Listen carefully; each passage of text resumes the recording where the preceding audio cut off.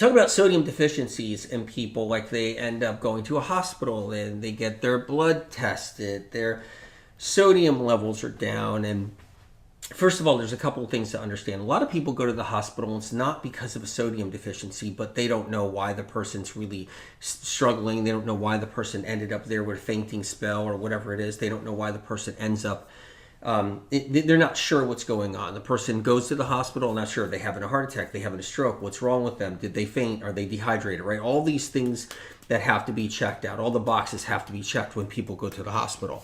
So what happens to a lot of people that get food poisoning or they get sick, their sodium levels drop.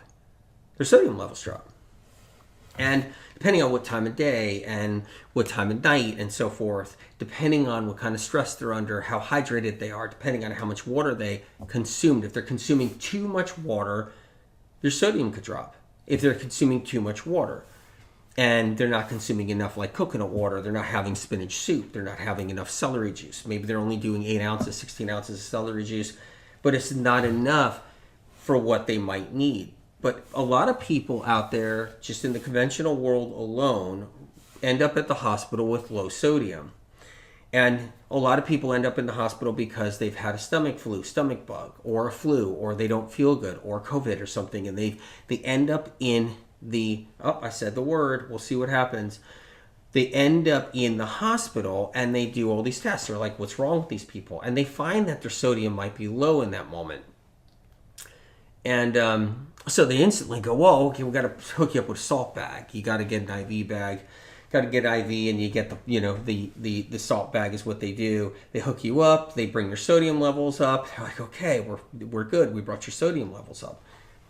But people don't realize that one thing is sodium levels that the conventional medical model lives on is sodium levels that are determined from a high salt diet for decades.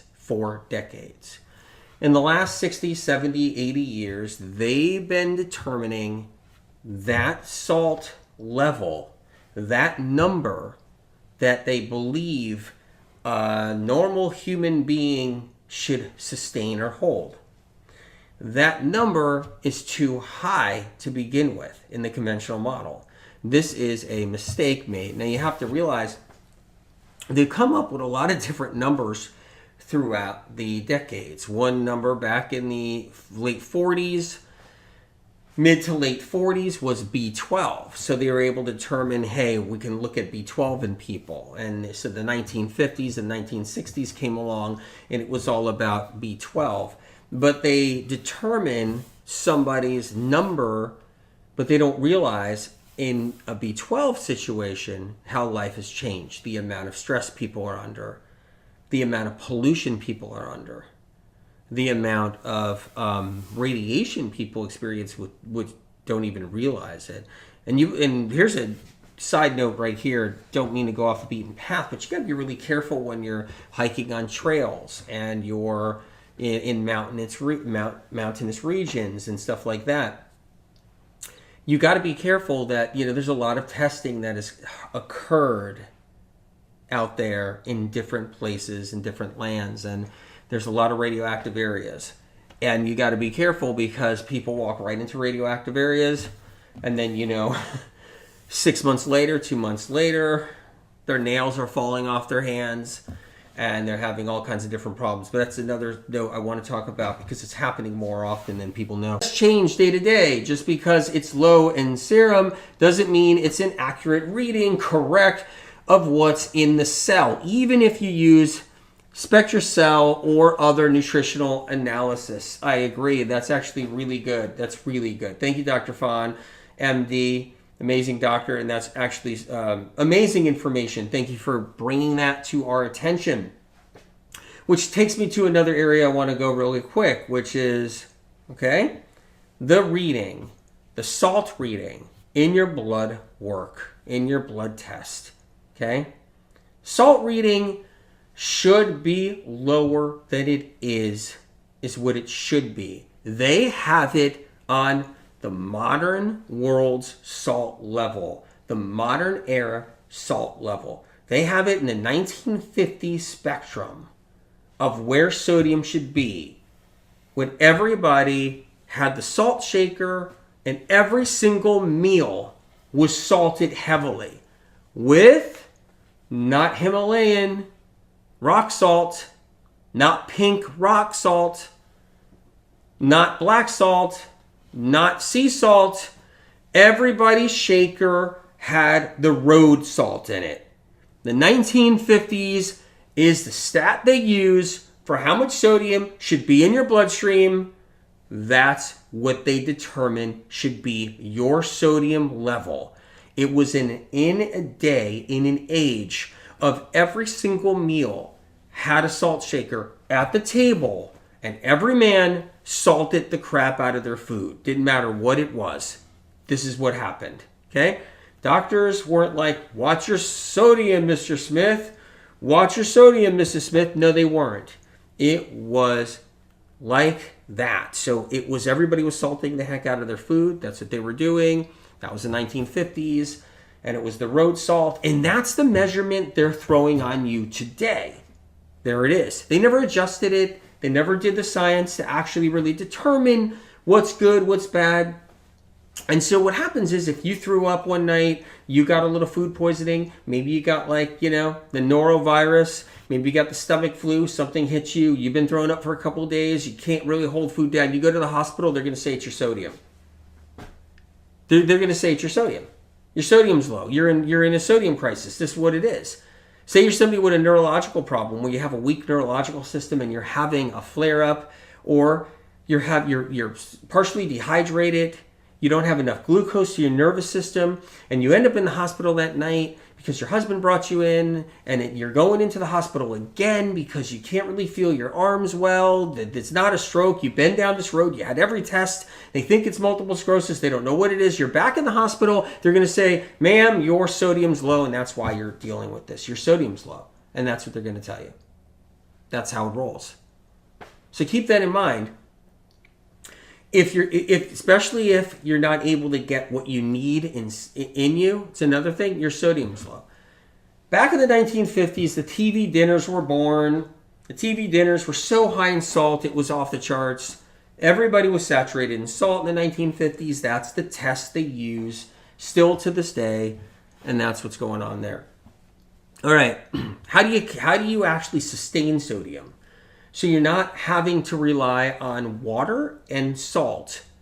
Water and salt. You have to bring enough sodium into your diet that naturally occurs in plants and herbs. That is the key right here. Okay? So in this glass right here, I have lemon balm. Not particularly high in sodium. I have honey in here too. And I have water. Okay, this is not a salty brew in my hand. All right. If I eat a celery stick and drink some tea, I'm bringing those sodium cluster salts into the mix, into the bloodstream, and it could sustain and sit in my blood for quite a while, a lot longer than any kind of salt hit. So if you take Himalayan rock salt or a sea salt and you throw it in here, okay, and mix it up, it's only going to give you a quick hit. That quick hit will be in your bloodstream for a very short time. Any excess will either be urinated out or will go into your liver or in another organ, eventually for storage, and may never come back out. How come people have low sodium in many situations? They have low sodium because they're not getting any of the correct vital real sodium they need to be getting from celery juices, from lemons, yes, lemons, from spinach, yes, spinach, even cilantro has a little bit in there.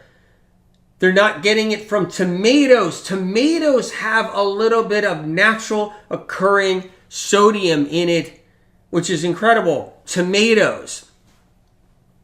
So these are things that are critical for people for their healing. That's the kind of sodium that resets everything. So the way you sustain sodium in your system, okay,